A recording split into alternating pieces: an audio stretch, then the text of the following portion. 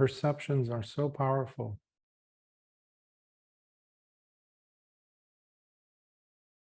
Perceptions are the very things with which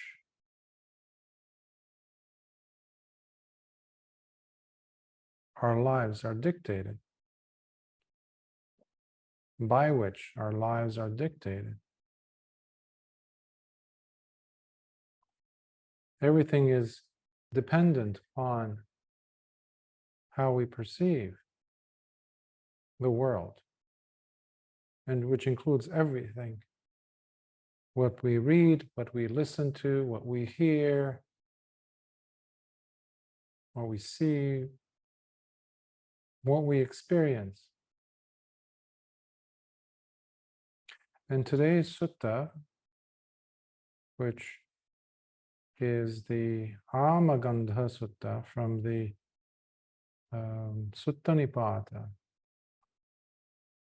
some of the earliest suttas that we have of Lord Buddha teaching. And this is from the earliest days of the sasana. We've covered a few suttas from this group of discourses. But this one comes from the Chulavagga section, which is the second book of the Sutta Nipāta. This will be Sutta Nipāta number, or Sutta number 2.2, Āmagandha Sutta. And I chose this sutta for today's discourse because so much of the life that we live is dictated by our perception of how things are supposed to be, including the Dhamma, what we understand to be the Dhamma. And anything that does not fit that framework, we exclude, we remove, we shun, we avoid. And I see this all around. And sometimes when we read the suttas, or when we hear a Dhamma talk where a teacher is describing certain events that took place in the past, in the early days of the sasana, or from the life of Lord Buddha or his disciples, we start to think, oh, that could never happen to me. If I was presented with those same circumstances, I would do things differently. Oh, of course I would.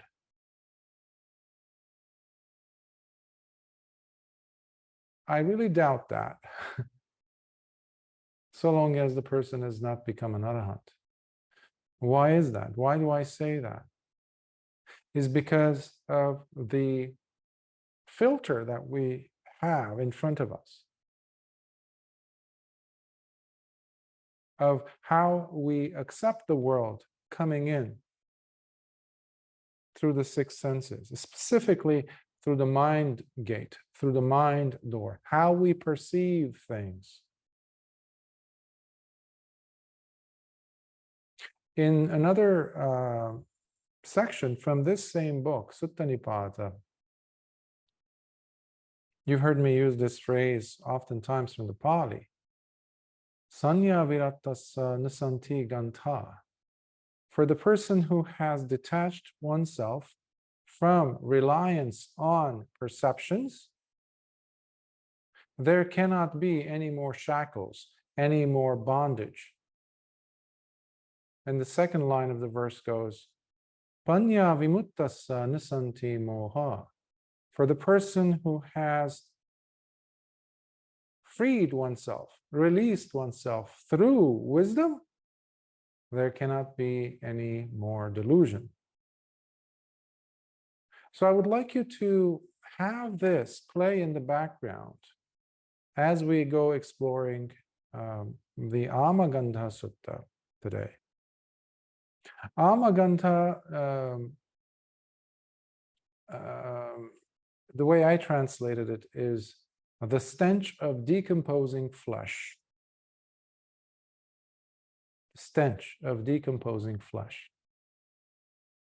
Āmagandha. Well, what it's referring to is,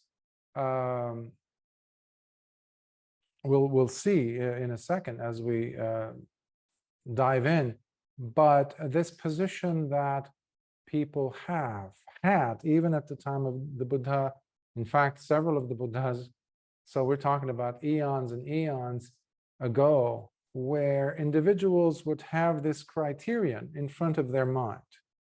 In order for a person to be a certain way, in order for the person to deserve my respect, then they must fit these categories, these items.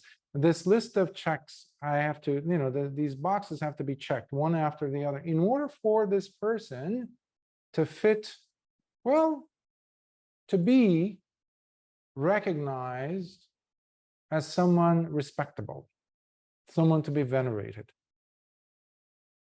And this is why I was saying earlier, in some of the suttas, we might come across statements and we go, well, yeah, if I were there in that position, I would have actually had a totally different response than that person who was absolutely disrespectful, let's say. But really? Because we still have our own perceptions of things, how things are supposed to be.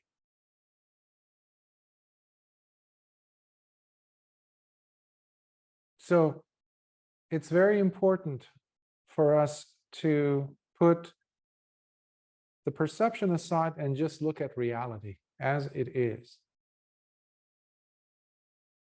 And specifically to look at the behavior. So it is the Āmagandha Sutta from the Chula Vagga.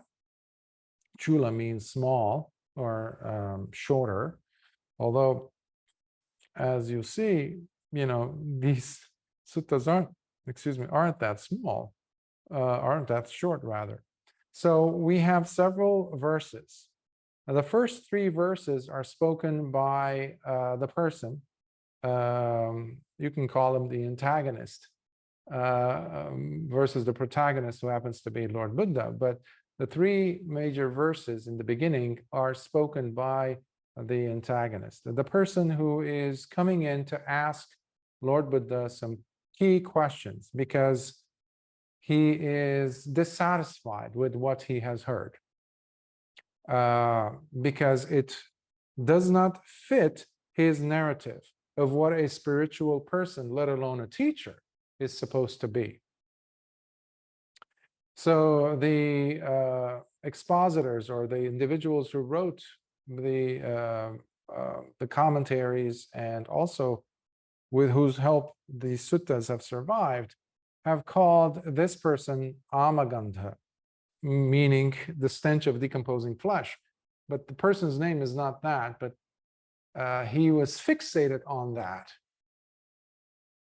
because he was a pure, in his mind, he was a vegetarian. And he was like what today most people will call vegan, he's like very much, you cannot be harming any living being at all in order for you to be spiritual, period. No questions asked, nothing to be added on to that. If you fit that bill, then I can address you as someone respectable. So this is the person's position. And Āmagandha, this individual, I'm just giving you a background of him or about him. He had about 500 students, and he would live in the Himalayas with his students. And he was a pure vegetarian, so he would not touch any animal products. Now, soon enough, he and his students became gravely sick because they were not getting sufficient amount of nutrients. Okay, so in those days, I guess the Ayurvedic doctors or whoever was available to treat them advised them that they need to come back to society once a year to gain more nutritious food. So what they would do is they would come down from the mountains, from the Himalayas, back to society, and the lay people would bring them more healthy food and fruits and vegetables and grains and legumes and things that they didn't have access to. So they would get well stocked, and then they would be sent off after a few months back to the Himalayas. Now, one day he comes back down with his, it's one of those times in the year, he returns, and on his return, he sees that not that much attention is being given to him and his students. And he's surprised, Āmagandha. And when he inquires, he hears about a Buddha who has appeared in the world, and everyone's attention is there. The lay people are there bringing food to the Buddha, taking care of, tending to the needs of the bhikkhus and bhikkhunis. So he's excited also. But one of the key questions that he asks is does he eat any, Āmagandha, in essence, is there stench of decomposing flesh in the food that he eats? Meaning, does he eat animal products? That's the question. And so with that mindset, he approaches. So in this sutta, we're going to see a few timelines. One is Āmagandha coming over to meet Lord Buddha, our Lord Buddha, Gautama. And then we're going to see how Lord Buddha sees him, sees what he's thinking, and then what he's saying, of course. And then he relates back to him an incident that happened at the time of Kassapa Buddha. So we have two timelines. So without further ado, let's begin. So Sutta number, Sutta Nipāta, number 2.2, Āmagandha Sutta. The good who eat millet, chickpeas, newly sprouting greens, fallen fruits, wild grains, and roots, having received their meal without harming others, do not speak falsely, nor consume them for the enjoyment of sense pleasures. So he's almost like there's a slight accusatory tone there. He's accusing, because he was declared by others that this is a Buddha. And it's such a rare occurrence for a Buddha to appear, so he is a spiritual teacher. But in his mind, his perception is, in order for you to be a spiritual teacher, then you should not be harming any beings, or neither condoning it by consuming those products. Anyone who does that basically is speaking falsely. So he's accusing Lord Buddha here.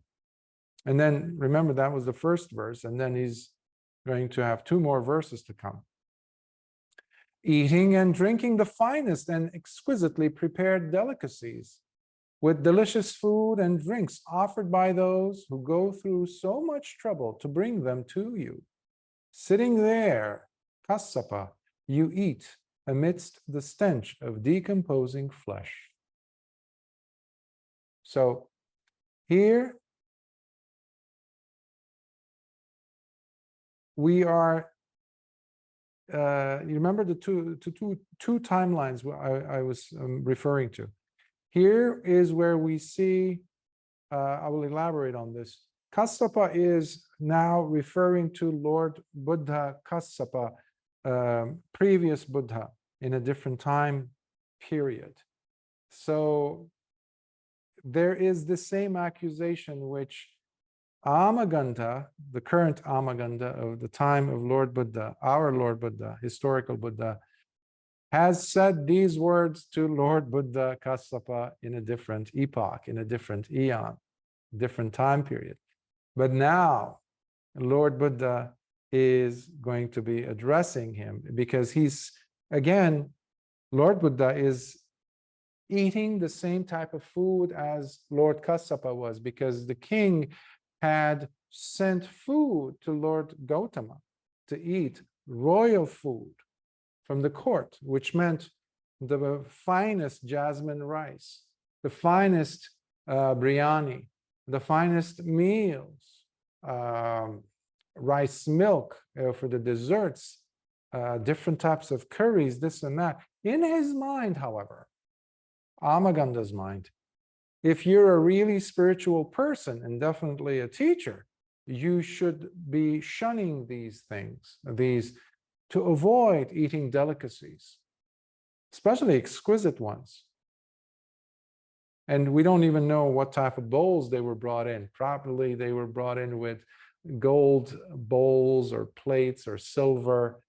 So these are no-nos for a person who's coming in to basically scout and look at in a very scrutinizing way to judge Gautama. And remember, when we see the name Kassapa here, we can see the touch of the later commentators who, or the reciters of the suttas, including Lord Kassapa's name there instead of Gautama, because we also know that the 3 verses are spoken by Āmagandha. But once we get to Lord Buddha's response to Āmagandha, these 2 verses, the one I just read and the one that's to come, referring to Kassapa, we will see why they were included there. So this is the 3rd verse. The stench of decomposing flesh is not appropriate for me, you stated, O kinsman of Brahma. Yet I see you partaking of food that includes fine rice and dishes carefully prepared with the flesh of birds, with the meat of animals, chicken and whatnot. Tell me, Kassapa, what do you consider to be partaking of food that has the stench of decomposing flesh? So now he says, I got you. So you're definitely not practicing. But I'm curious, what is it that you consider to be the stench of decomposing flesh? Partaking of animal meat. So, harming, this is where Lord Buddha is now addressing Āmagandha. Harming and killing living beings, abusing and mutilating them, beating and torture, fraud, lying, cheating and being deceitful, adultery, hypocrisy, going to others' mates, engaging in the practice of charms and spells to influence others. All that I consider to be partaking of food that has the stench of decomposing flesh. Definitely not what Āmagandha was expecting to hear.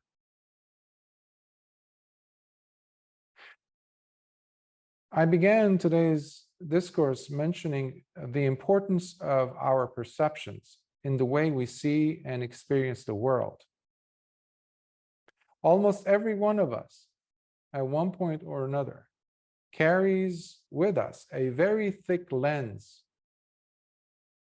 It's darkened lens that oftentimes limits our view of the reality that is taking place, and definitely doesn't allow us to look at our own mistakes, because we have our perceptions, and perceptions for us are or have become sacrosanct truths. And this is the biggest problem that meditators have today, those students of Dhamma, because they think this is how it is supposed to be. And if it is not, then it must not be Dhamma.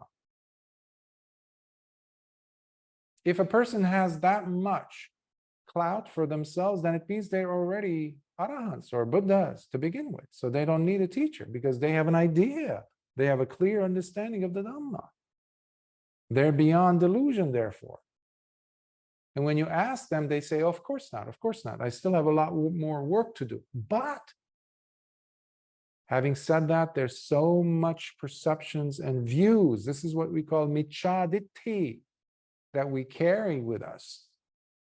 So here is an example of that. And Lord Buddha is clarifying for this individual, this teacher of 500 recluses who came down from the Himalayas. And this is where I would like to mention what we have from the commentaries of this sutta, from the Sutta Nipāta, where we see Lord Buddha is referring now to the time of Lord Buddha Kassapa, the one before our timeline. And at the time, there were two friends, Tissa and Kassapa. Kassapa later on became Lord Buddha Kassapa, by the way. Tissa was his friend. They were very close. So they were from the upper echelon of society in those days. So Tissa's father comes and says, Tissa,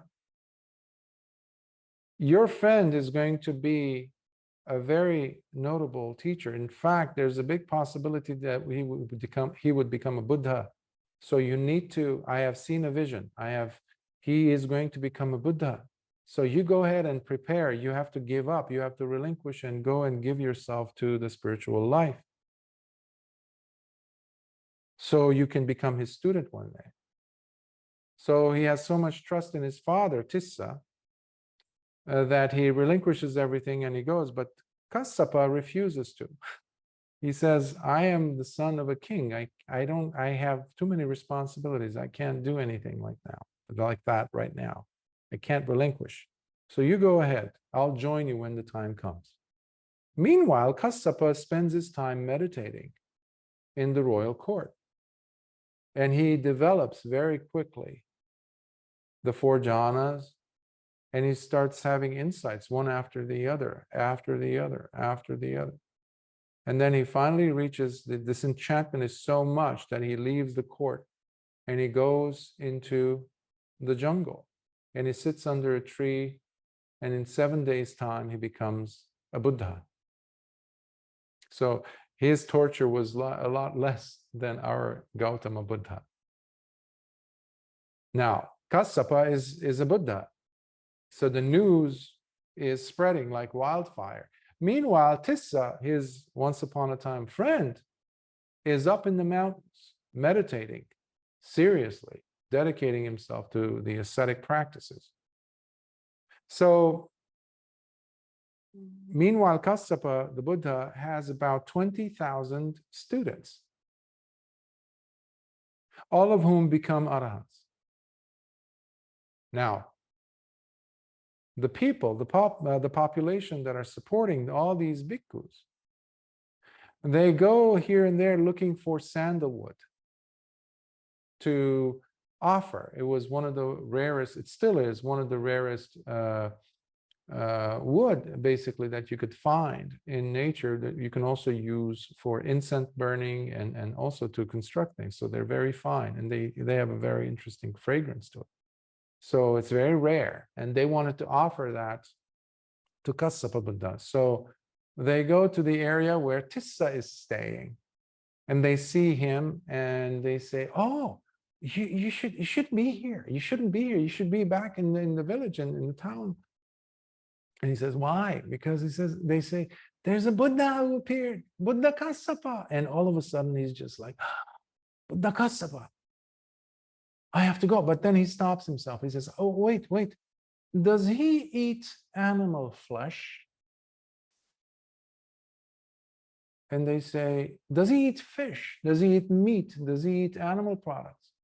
And they say, "Yes, he does." And so he goes in his mind, "Well, that can't be a Buddha."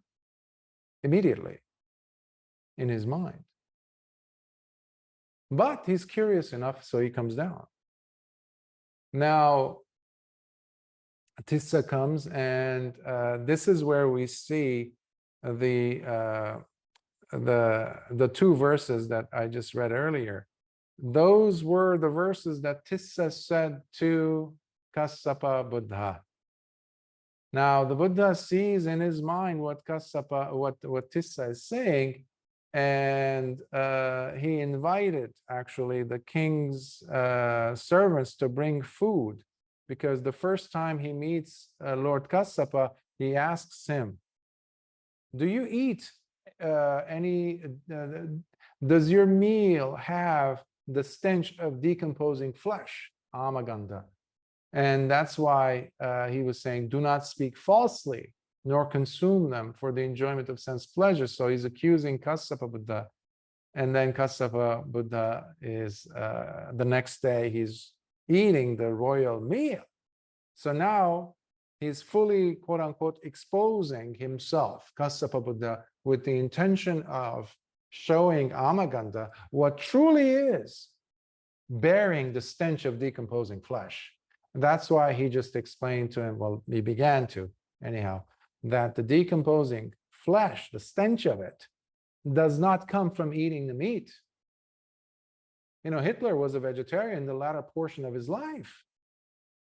He would get disgusted when there's some biographies of his, I think, who was it? Himmler, I think. He had written a biography of Hitler, and in it he was discussing how Hitler would talk about how cruel it is the way people treat animals, butcher them. Hitler. And for that reason, he had abstained from eating meat. Hitler. Okay? So even though we have that saying, you are what you eat, not always. Okay? So this goes in the face of all those Buddhists who claim that, oh, in order for you, or anyone who likes Buddhists for some reason, they always say, all Buddhists have to be vegetarian. The Buddha was a vegetarian. A month ago, I was in Australia walking, just taking a stroll around where I was living to get some sun, and I hear these footsteps behind me.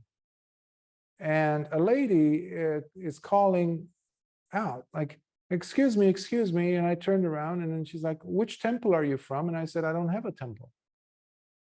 And the next question immediately was, are you a vegetarian? And I was like, no. Oh, but all Buddhists are vegetarian. And I said, who said that? Well, the Buddha was vegetarian. I said, no, that's not true. I've had that question posited, addressed so many times for decades. But people continue on perpetuating this falsehood that the Buddha was a vegetarian. He was not a vegetarian. We as bhikkhus eat whatever is offered to us. So the vegetarian the whole business was actually a Mahayana concept, and which has been and still is perpetuated. And people who don't know much of the history of the Dhamma still continue that fallacy in thinking that, oh, whoever eats meat, therefore they are of a disgusting character. They cannot be spiritual beings. Forget it.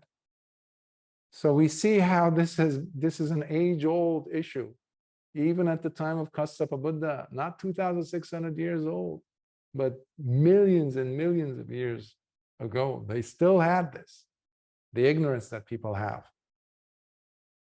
So continuing on.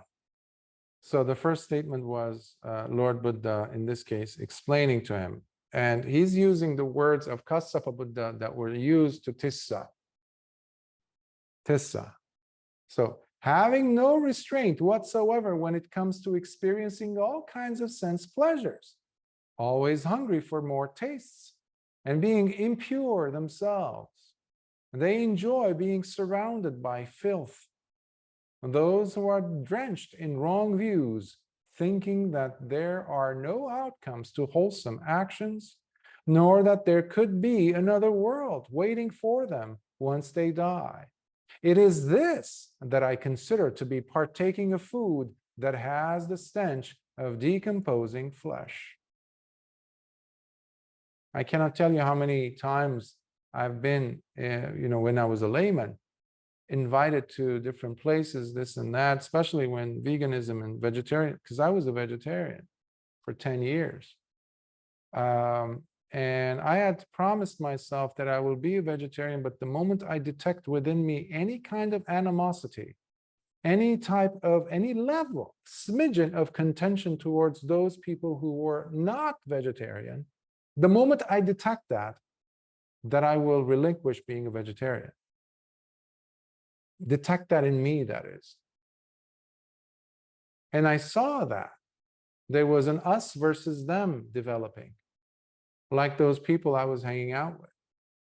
And I said, this is wrong. If I'm a vegetarian, then that's my choice. That's beautiful. That's my choice. I have my own thoughts and beliefs and understanding, but that should not come at the cost of demeaning others who don't follow that diet. The diet will not save you, okay? The diet will not bring you Nibbāna, period. Not veganism, not vegetarianism, not being a carnivore, none of these things. Lord Buddha is saying this. It's the hypocrisy, being deceitful, adultery. I know many vegetarians who are engaging in adultery, cheating on their husbands and their wives. Vegans who keep cussing and swearing, smoking pot, doing drugs. So what kind of or I remember years ago when I was a yoga instructor, I would see other yoga instructors who would be taking care of their body, being full-on vegetarian. This is back in the day when veganism was just starting, about 30 some years ago. And then I would see them go out partying. Well, where's that pure life now? What was that all about? So again, our own narratives, our own perceptions of what the spiritual life represents and how many things I allow myself. In other words, what we're talking about here is pure sīla. Is there sīla or not?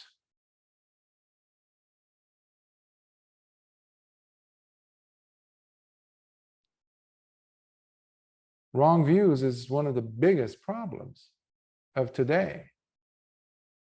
And we see it a lot in Dhamma circles. I've been seeing it a lot, again and again. I just was in Thailand this past week. Oh my, talk about wrong views throughout on a wholesale level, from the highest levels of society all the way down. Terrible. And Thailand is supposed to be, in the minds of people, the Buddhist country, the Buddhist place that you go to get inspired. Hypocrisy, left and right. If Ajahn Mun was alive, he would be, and he wouldn't last a day. They would kick him out. Terrible realities. It's all rites and rituals, wrong views. Of course, you have pockets, and whoever is a true practitioner, you will not find them in Bangkok, even Chiang Mai, which has turned into a tourist attraction. A hippie town. Has nothing to do with the Dhamma. You just have the chedis or the stupas or pagodas, but no Dhamma. People don't even know how to treat a Buddhist monk, especially if you show up with these robes, colors, burgundy, their brain won't even register. What is that? People sold me water. I was thirsty. People asked for money when I asked for water. I had to pay them to get water. This is in Thailand. Despicable reality. Because I was not wearing the robes that a Thai forest monk would wear, or an orange color robe, or I didn't look Thai enough. These are examples of the stench of decomposing flesh, not eating the animal product to sustain your health. Heartless backbiting, viciously ruthless and cunning betrayers of friendship, conceited and lacking any compassion, those misers who never give anything away to others. It is they whom I consider to be partaking of food that has the stench of decomposing flesh. Look at yourself as to how you treat friendship. Is there compassion in your approach, in your voice? in your desire to give and be with others, or share your time, your valuable time with others? Is there any ruthless or vicious trying to get even with others? Is there that attitude in you? And if there isn't, what a wonderful thing. But if there is, then we are dealing with the stench of decomposing flesh. If you're backbiting, if you're always trying to put others down in order for you to look good, then there's a problem. There's a big problem. There's division taking place in the sasana today. My teacher is better than your teacher attitude. My Dhamma is better than your Dhamma. My lifestyle is better than your lifestyle. This is wrong view. There should be only one Dhamma, and that is Lord Buddha's Dhamma. There should be only one teacher, and that is Lord Buddha. There should be only one practice, and that is the Noble Eightfold Path, which is the Majjhima Pada, the middle path. And there is only one arena where all this could take shape, and that is your life, no one else's. But we are slaves to our views, our perceptions of how things are supposed to be. Just like Āmagandha comes with his haughtiness, with his ego, with his own holier than thou approach. As Tissa, he was approaching his own friend, who was now Kassapa the Buddha. But Lord Buddha at that time was scolding him with the facts, with reality. He's saying, you have these things, Tissa. And now Lord Buddha was saying that same thing to Āmagandha. Angry and full of hostility in their pitch black hearts, contentious, hateful, stubborn, deceitful, jealous, and arrogant, who think so highly of themselves, who put others down, yet remain boastful of their empty accomplishments. Those who keep associating with their wicked friends, it is they whom I consider to be partaking of food that has the stench of decomposing flesh. We're living in an age of conformity par excellence. In the past, I remember when I used to study anthropology and world history, I would see how books and textbooks and lecturers would always say, in that part of the world, people are more conformists. Let's say usually it would have been Asia. They would point the finger to Asia and saying, the Asian culture is more geared towards being a conformist versus the West, which is more of an individualistic way of nonsense. Today, the disease has spread all over the place.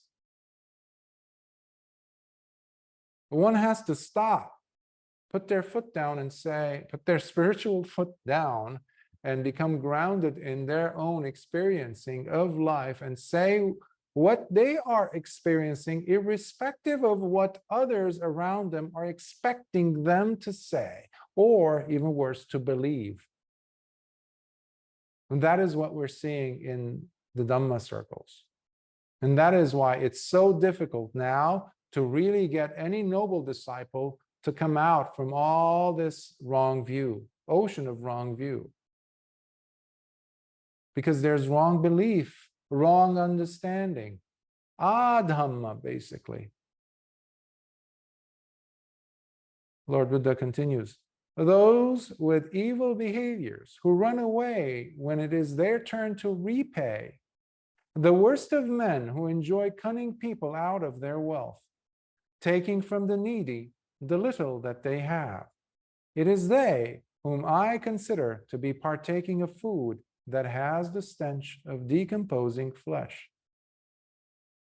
In the Anguttara Nikāya, numerical discourses, Lord Buddha, I think it was the book of the Fives, where he's listing those rare qualities.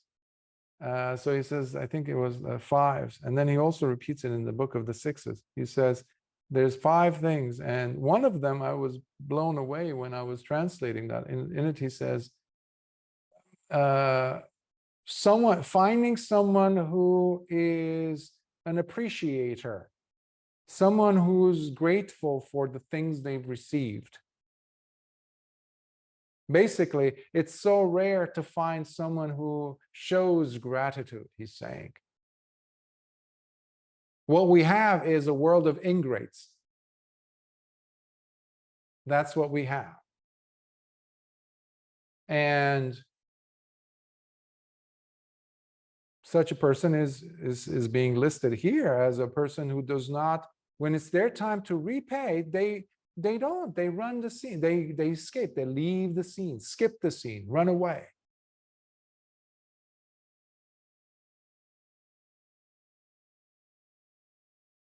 Such people as these who live unrestrained, destroying living beings, are the inconsiderate ones who make others' lives miserable.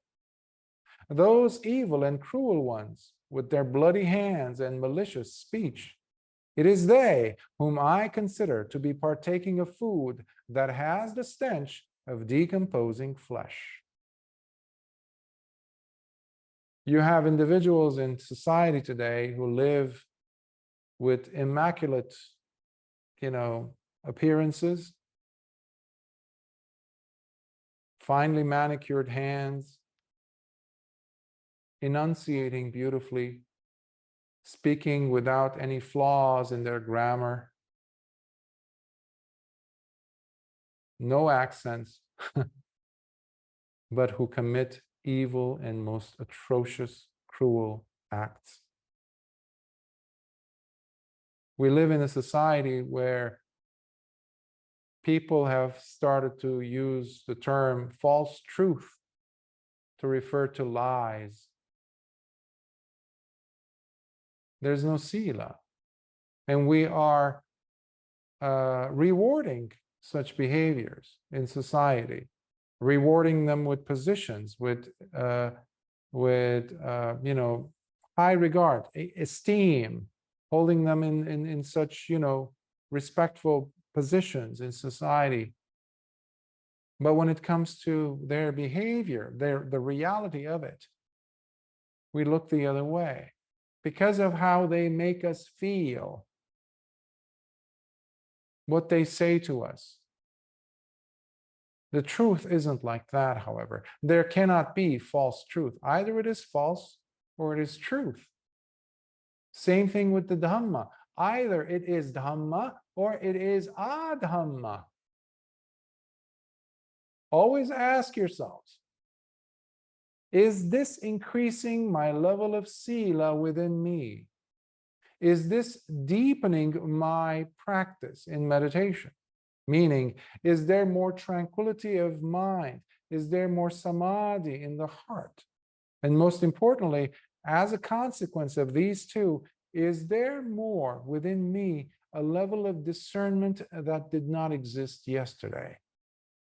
Meaning, am I able to see through the delusional way of thinking that I would convince myself of living the wrong type of lifestyle than I do now? Am I able to detect those and walk the other way, change direction, and choose a wholesome lifestyle?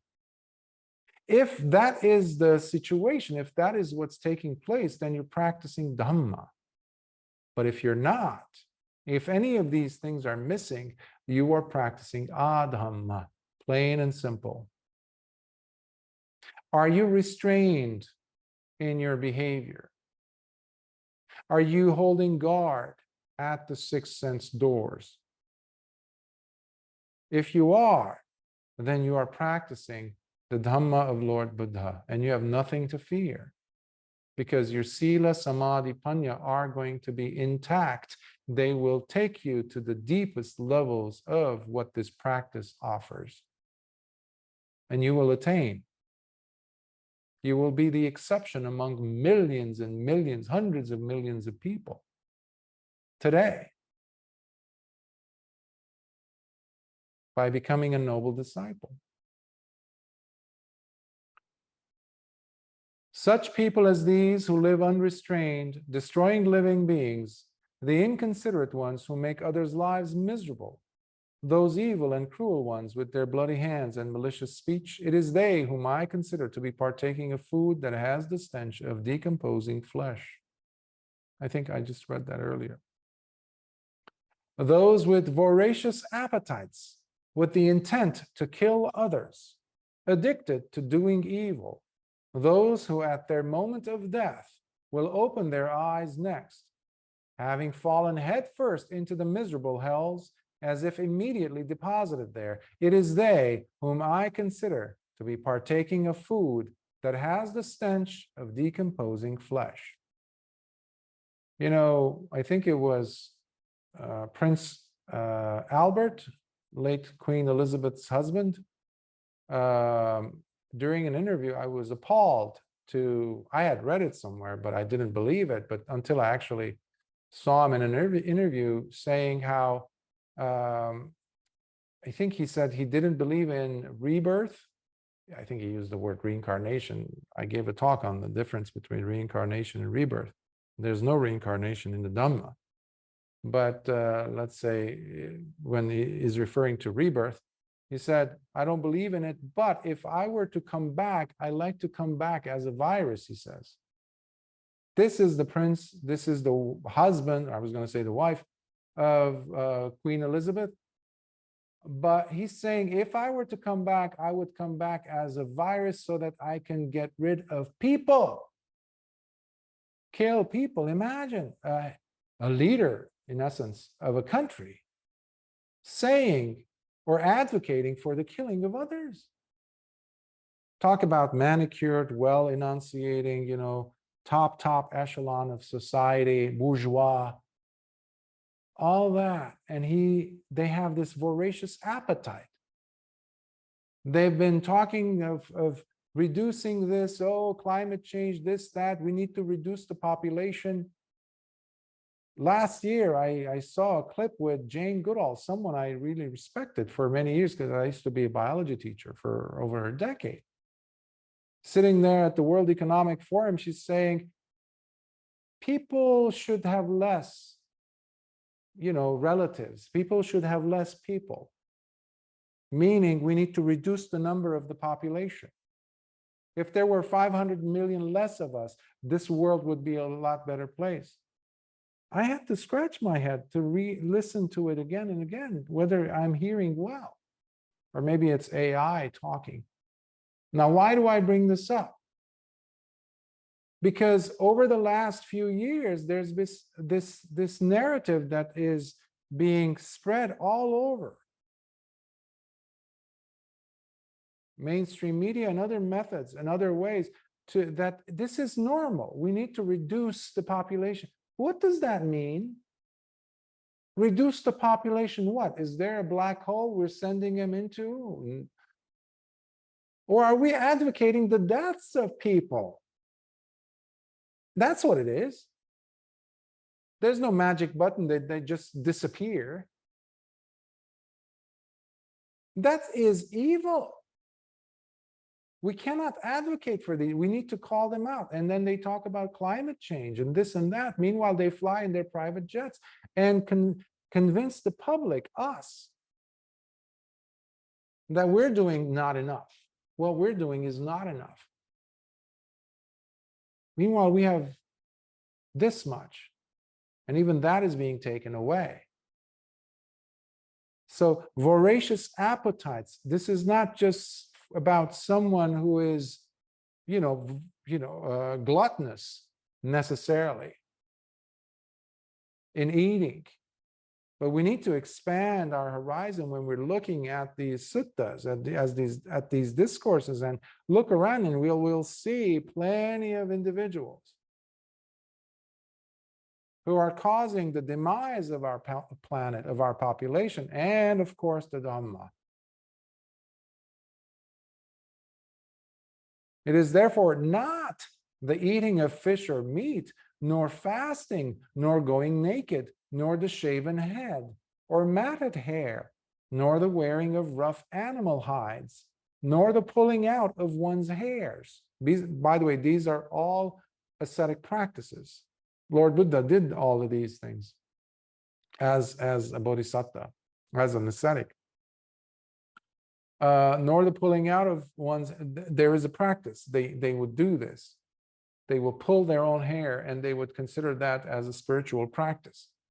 You go to India, there are some that would still do that. Nor observing the fire sacrifice. You would see this in the middle of an Indian summer, and you would have a sadhu or a yogi sitting there. Around him there is this circle of fire, which they have to maintain. And then they would coil up their matted hair, dreadlocks, and then they would put another layer of fire on top of their head and try to sit in meditation. So Lord Buddha is saying, none of these things, nor the muttering of verses and mantras, nor engaging in various austerities, ceremonies, or oblations to somehow gain immortality, nor the keeping of seasonal observances and other monthly rituals and gatherings that will ever purify and somehow cleanse the heart of an ordinary person who has not yet crossed beyond all doubt. So it is the crossing of and going beyond all doubt that purifies a person. And the method of purification is laid out already. It's called the middle path, which is the Noble Eightfold Path, which includes sīla, samādhi, panna within it. Not the fasting, although it's helpful. Not the going naked, the shaving of the, and Lord Buddha is, he had a shaved head, you know. Sometimes people confuse and think that Lord Buddha had all the bhikkhus and bhikkhunis shave their heads except for himself. No, that's not true. Lord Buddha's head was also shaven because he was also a bhikkhu, first and foremost. We just do that image, you know, people do it rather, and you see it in statues and representations, illustrations, to simply differentiate between himself and everyone else. Because there is still this, even though we say, oh, it's rites and rituals are not good, but that's what I see people still engaged in, calling it Dhamma. And some people don't like it when I go after the rites and rituals. Well, I didn't. Lord Buddha did. How? When a person becomes a Sotapanna, 3 sangyojans, 3 fetters drop. One of them, the big one I call it, is the adherence to, the belief that the practice of rites and rituals will get you somehow to the Dhamma. That is nonsense. I'm not the one saying this, Lord Buddha said it. Because you cannot possibly attain to noble discipleship, meaning the first level of nobility, Sotapatti, becoming a stream winner, if you are holding on to rites and rituals, period. If someone claims to be a noble disciple and you see them going and bowing a certain amount of time, and like OCD, they have to do this and light the candle and do this and say this and that, meticulously, and losing sleep over that, believing that that's going to get them to Nibbāna, you're not dealing with a noble disciple, okay? There's your evidence. So guard well and protect the gates of your mental faculties while living your life gently and honestly, with senses restrained, in accordance with the Dhamma. It is in this manner that the wise ones give up all the shackles that bind, and thus eliminate all suffering from their lives by not clinging to anything, whether they witness them or not.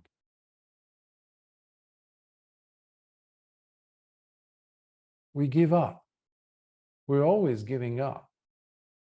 Viveka, the sense of giving up, relinquishing, becoming a renunciant, walking away from things, is not simply attributed to individuals who are wearing robes. Robes ultimately mean nothing if the person is still holding on to things, is carrying things with them. So you could be a lay person, but you might be all the time eliminating suffering from your life by giving up and giving up your old tendencies, your old views of how things are supposed to be. Look at the Dhamma that Lord Buddha taught. How are your mental faculties functioning? Are they berserk? Are they all over the place? Or do you maintain sati throughout? Are you observing? Even when, let's say, the heart becomes angry, fine. Are you there to see it? Or when you have a moment of asati, are you there to see that? If you are, that's wonderful, that's beautiful, because what that means is you brought in sati. Sati is the thing which is going to remind you, show you, hey, you had asati moment. So instead of dwelling on the negative, that you were absent-minded or something, look at the positive aspect of things. Look at the virtue that you're practicing. This is what I've meant again and again when I say, come back to the goodness in your heart. Have faith in your goodness. And that is where saddha comes. That's where it comes from. If you don't have that faith and conviction in your own purity of your own goodness, if you're practicing sīla, then how in the world are you going to have conviction or faith or saddha towards the triple gem? It's all made up otherwise. It's just lies you're telling yourself. And no, going to the temples, this or that, or listening to this Dhamma talk or that, because you have some surrounding and people and this and that and buddies, that's never going to cover up for that, replace that. It cannot.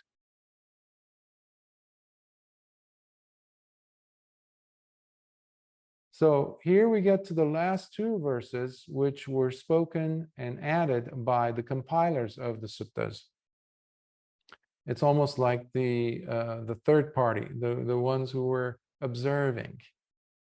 And it says, in this way, the Blessed One explained to the Brahmin again and again, until the master of the Vedic chants finally understood, meaning Āmagandha, the meaning of these words, as the unfettered and taintless great teacher taught him through the use of beautiful and hard to fathom verses that revealed the true meaning behind the words, partaking of food that has the stench of decomposing flesh. So he became clear in his heart as to what it means to be eating food that has the stench of decomposing flesh. By listening to the encouraging words of the Blessed One that are stainless and leading to the cessation of suffering, the Brahmin was humbled as he fell at the feet of the Tathagata with tears of joy, as he paid homage to the Blessed One and begged to receive the going forth to end all suffering. Sad, sad, sad. By the way, in case you were wondering as to what happened to Tissa from Lord Buddha describing Buddha Kassapa, and how there was another gentleman, another Brahmin, like Āmagandha, who approached and he was criticizing, wagging his finger at Lord Buddha Kassapa. How could you eat this and that? Tissa himself saw the teaching, he saw the Dhamma, and in that moment he also became a noble disciple, and Lord Buddha Kassapa told him, Ehi Bhikkhu, which means come Bhikkhu. And he became Tissa, became the chief disciple of Lord Buddha Kassapa, just like Sariputta was to Lord Buddha Gautama. And in this case, Āmagandha also joined and he became a Bhikkhu. That's what the going forth Pabbaja is. in this case, and he became a bhikkhu, and then he became an arahant. So yeah, we need to be unafraid to challenge what we have been told, but especially what we have been and are telling ourselves as to this is Dhamma, this is Adhamma. Check, but especially when it's referring to your own lifestyle, to your own ways of living the Dhamma. Because you can only live the Dhamma. You cannot study the Dhamma, really, without living it. It's just, it doesn't work. We all need oxygen. You can't live in a vacuum and hold the oxygen tank next to you and say, I'm going to survive without breathing the oxygen. You don't keep you use it. What we're doing is, all of us, if we're not practicing, we are basically living, and as we treat this body, this life of ours, as if it's like Russian roulette, as they say. Russian roulette, I think it was from a movie, Deer Hunter, in the 70s or 80s. People, it's a very gruesome practice. It's inhumane and atrocious. And people would put one bullet in the thing, and then they would roll it, and then they take a chance. So then they would gamble. And that's what I see people are gambling away their lives. Check, is the practice that you are holding on to, applying yourself in your life, is this Dhamma or Adhamma, irrespective of what others are telling you, or you telling yourself? Go back to the suttas. Not all of them, just pick one. Do you see yourself there? And don't be afraid if you're on the other side, antagonistic side of the Dhamma. That's okay, seeing it for what it is, and then come back to the Dhamma. This is your life. Stop gambling it away. It's a rare opportunity to be born as a human. Yes, despite whatever difficulties and hellish experiences that we have been undergoing as a world population. Despite all that, it's still a rare opportunity to be born at a time where there is the Dhamma. And that's why I call it a rare opportunity. Because even when there is no Dhamma, in those dark ages or epochs, long time periods, where there's no Dhamma at all, people will still have the desire to do good, People will still go and get into jhanas. But neither of these two will get you liberation from suffering. It's only a matter of time. You're going to come back. Because I say this because I've seen Buddhist monks in the world today, in the Theravada tradition, that have been advocating on just doing good. Do good, do good. Yeah, just do good. What is the difference between Buddhism as such then and what other religions have been teaching? What's the difference? Why did Lord Buddha even teach for 45 years? What's so special about the middle path? What is it? People are blind and they're leading the blind shamelessly instead of practicing. So these are very difficult times that we're living through. Nevertheless, it should not dishearten us. In fact, it should give us more of a boost to push ourselves in a direction that might not seem so comfortable, because that means you're going to go out of conformity mode. There weren't that many Buddhas at the time of the Buddha. You can only have one Buddha in the cosmos, in existence. But he pushed through his own ignorance. In fact, every single one of the Arahants had to do his or her own work. So conformity is not going to bring you awakening. That's what I'm trying to say. because conformity is just another aspect of rites and rituals, period. The Dhamma has nothing to do with rites and rituals. But that's what we have of the Dhamma today. So we really have to do some digging if we want to get to the Dhamma. And that's our individual work that's going to guarantee it. So I will stop here and see if there are any questions, comments.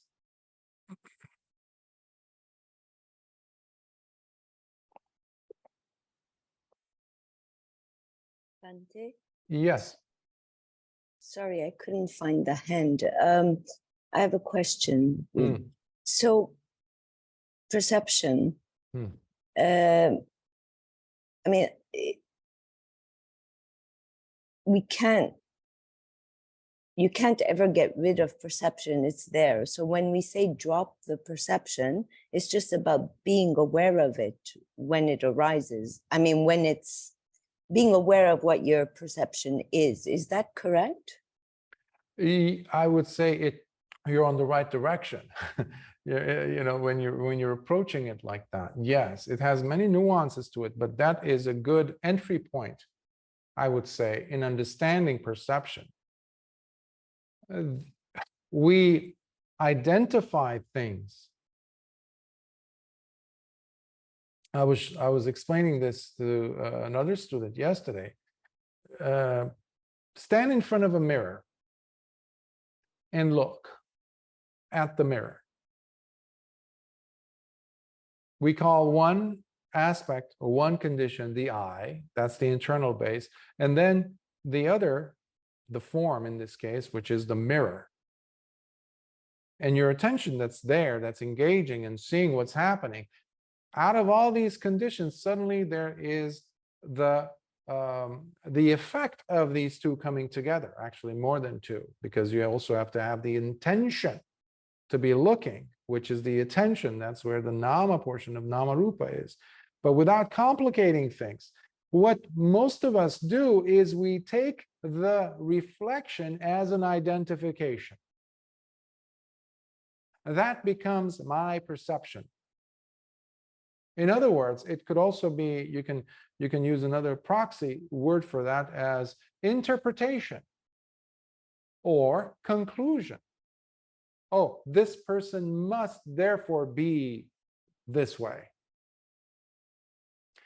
One of the, like if you studied Psychology 101, like the most primitive level of psychology courses, basic ones, fundamental ones, they usually will include an image of a drawing rather, that there's two drawings there, but most people will see one at first, right? So one of them is like a young, attractive woman, I think, drinking something. But if you flip the image or look at it from a different angle, you will see an old lady, toothless, you know. And the same thing with the image of the vase.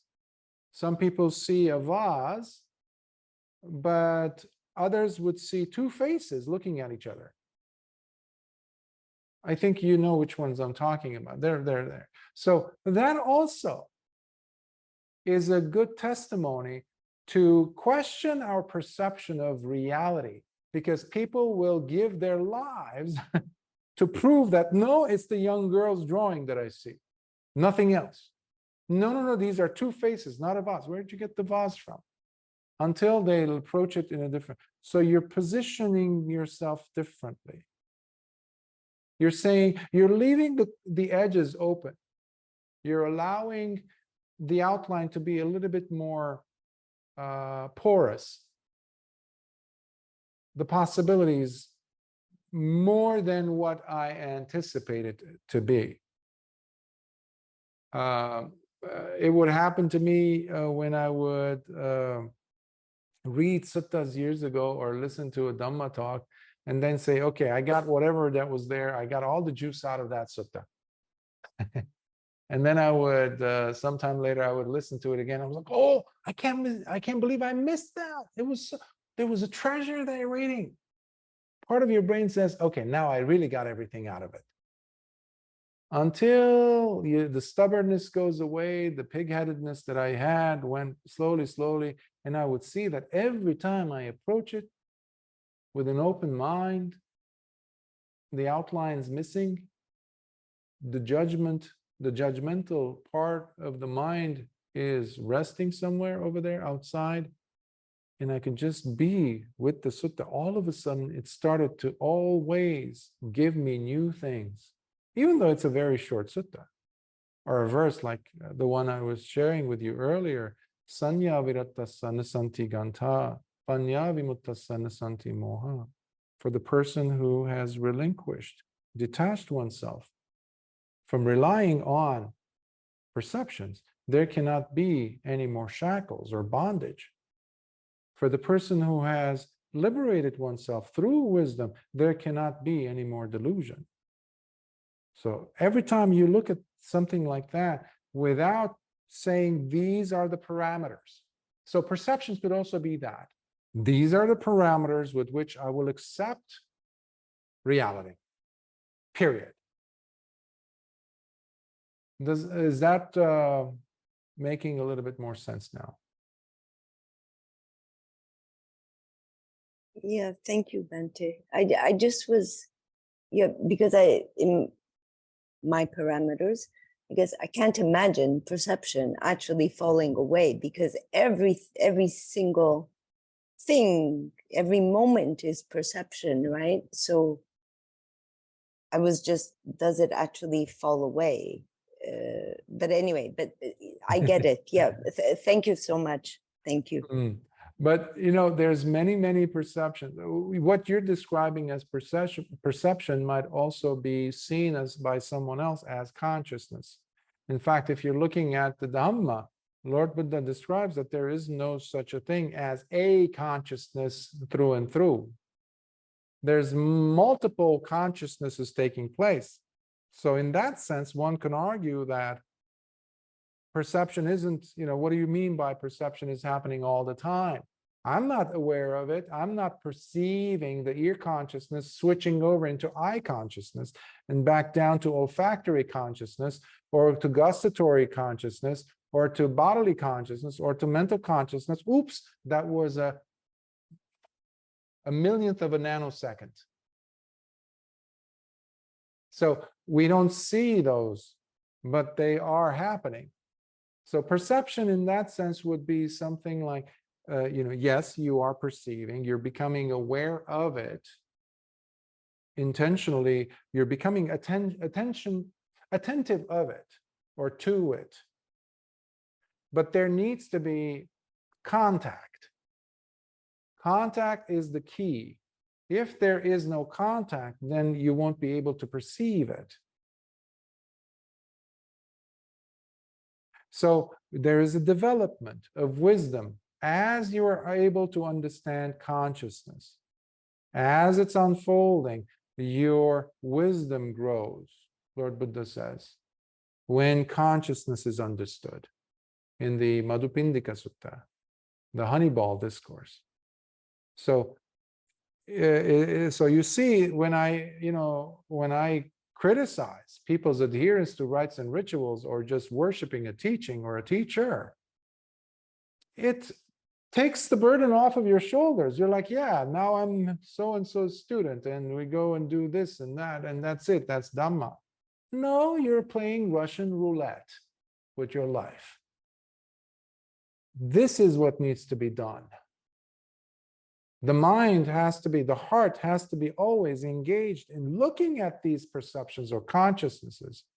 That's why the bhikkhu had to go and isolate oneself, had to go into seclusion for a portion of the day to meditate, and then take that tranquility that he or she has reached to and is experiencing, and look at the world, look at the mind as it is picking up all these imprints or input from the six senses.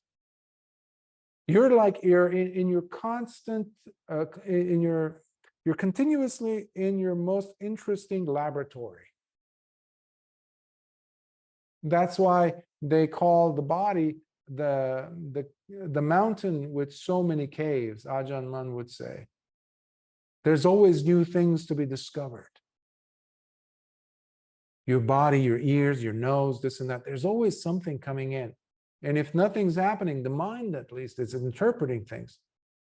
There's a thought and there's an acknowledgement of it. Boom, what happened? Mind consciousness or a memory. Sanya is also memory, not just perception. So you're always observing, so you have no time to engage in any rites and ritual business. You're always on it. That's why you're so alert. That's why sati turns into panya if you're doing it correctly. So there isn't a passive affair in this path of Lord Buddha's, in this Dhamma of discipline of Lord Buddha's. That's why we have to really protect it through our own practice. But an excellent question. Thank you, Bhante. Are there any other questions, thoughts?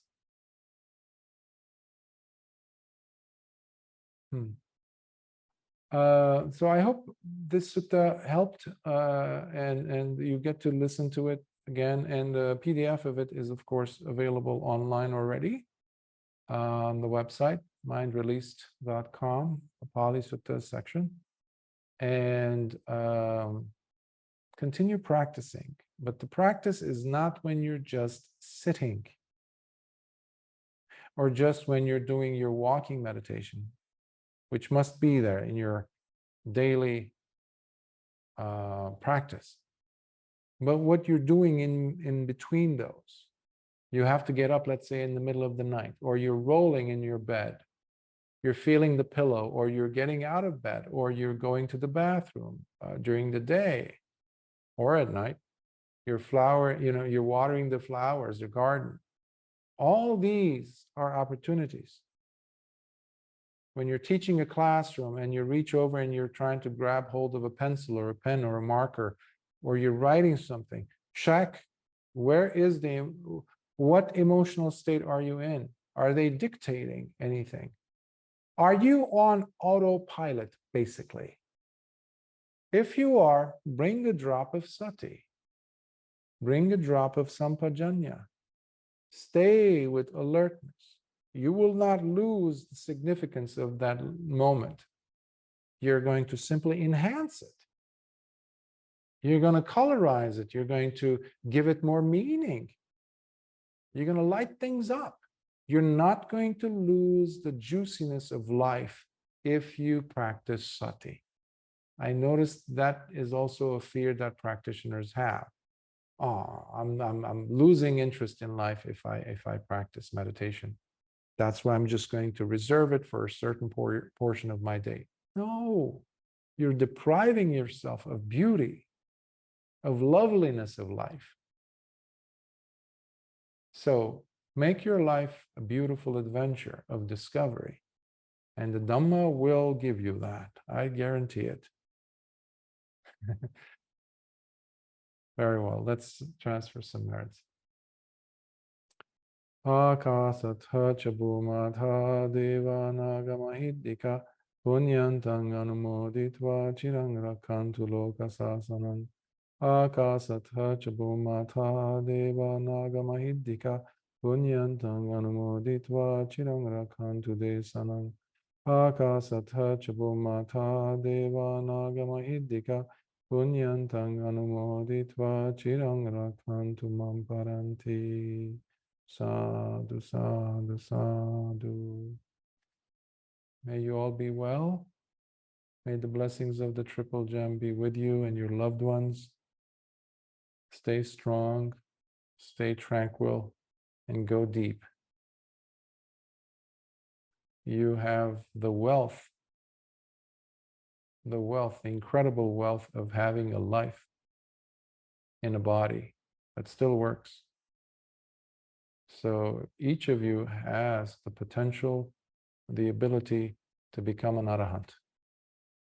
Imagine that. Arahantship. For me, yeah, say that to yourself. But it's not going to be falling in your lap. It requires work. Is it possible? Absolutely. In this life, yes. The term that Lord Buddha used was ditteva dhamme. Here and now, in this very birth, yours. Arahantship. Hey, I would be happy with just Sotapatti. But once you're there, you're not going to stop, I guarantee. So continue practicing. Don't give up. Make every moment even more beautiful than the moment that passed. Only you can do that. The society around you will not. But you can inflict that beauty upon everyone. Infect them with that beautiful Dhamma in your heart. Sukhi hotu.